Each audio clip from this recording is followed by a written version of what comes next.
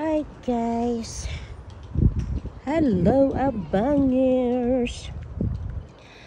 Ito, nasa labas ako ng saan ba ako? Nakalimutan ko na. Anyhow, nandito ako sa labas. Naglalaro yung asawa ko ng ng squash. Doon, naglalaro siya doon sa squash. So, lumabas muna ako dahil sa gusto ko ipakita yung lugar dito. Pero mauubusan na ako ng battery.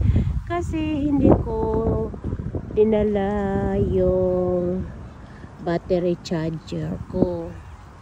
Pero may charger naman doon sa sasakyan. Pero ang sasakyan ay hindi naman naka-andar, syempre dahil ako ay hindi naman nagda-drive.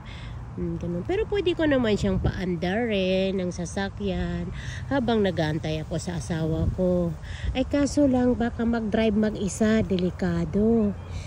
So sinasamantala ko ngayon habang may maliit ako na battery ng 1 bar na lang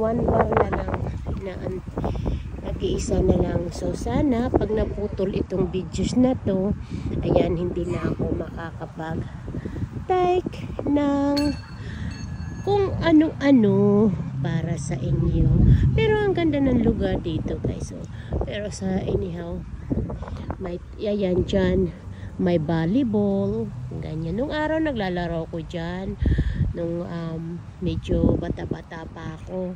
Pero nung medyo tumantanda ako, hindi na. Kasi lalo na may problema na ako sa may problema na ako sa tuhod at saka matanda na. Yan guys, so dito ako naglalaro noon. Ayan. Diyan naglalaro ako ng tennis, naglalaro ako ng kung ano-ano mga nilalaro. Kasi mga tao dito, minsan kapag Saturday and Sunday, naglalaro sila kung anong gusto nilang laruin para lang sa para maging fit, yung ganun. So, sana guys, hindi ako maputulan ng battery. Pero pupunta muna ako dun sa lugar na yun para dun ako uupo. Kasi may upuan doon at saka magandang araw dito. It's a beautiful, beautiful day over there.